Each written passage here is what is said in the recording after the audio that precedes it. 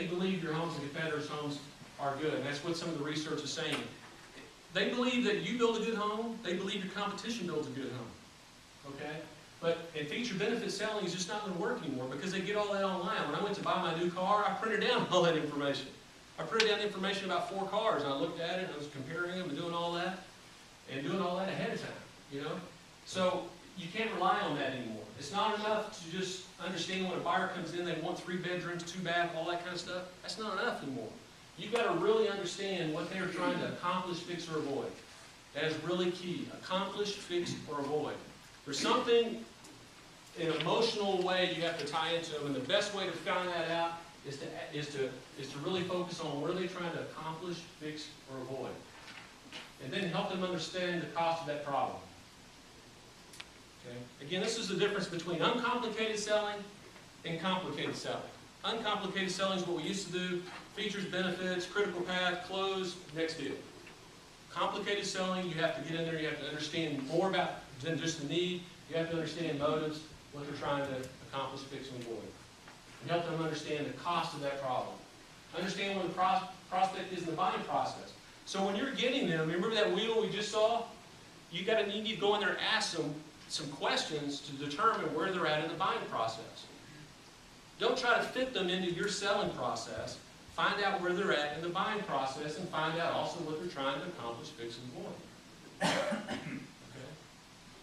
Really keys. All right, it's truly becoming a game of how you sell, an insight delivered and sales experience. The difference maker in this type of environment, in a complicated sales environment, which this has become, Jody just spoke about all the changes in green building and all the code changes that are coming. They're coming.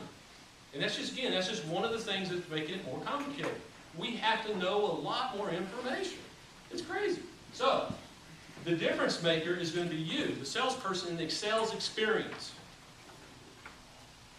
The experience that they're going to have with you, that's going to be the difference maker. Really, okay? Now, there's a term that I've been doing some reading on, and I've come up with that I'm calling challenge selling. Okay, we're going to talk a little bit about challenge selling and how you can position yourself in a way that sales experience is going to be different for them. You have greater impact on that prospect, and they will look to you to help them make their decision. That would be neat. Okay. All right. Here are some of the things that I want to stress.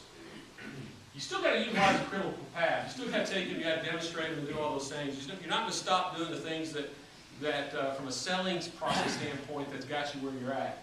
But you do need to tailor your message to the individual prospect based on the buying process and deep understanding of the buying motives. That, again, it goes back to where they're trying to fix and avoid, what's motivating them.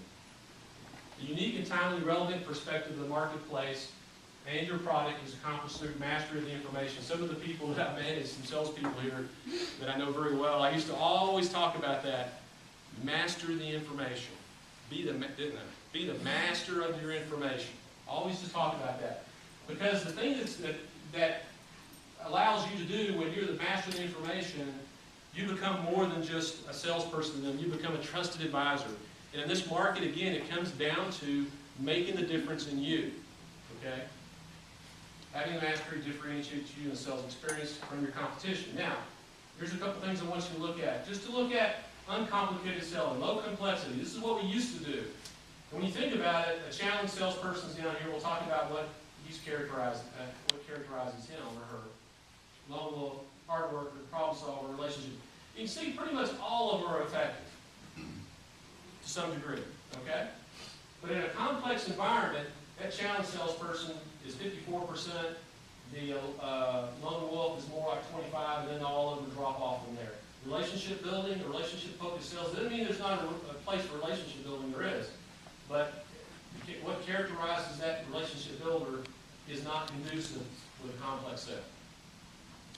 We have to be more challenge-focused. Let's talk a little about challenge selling.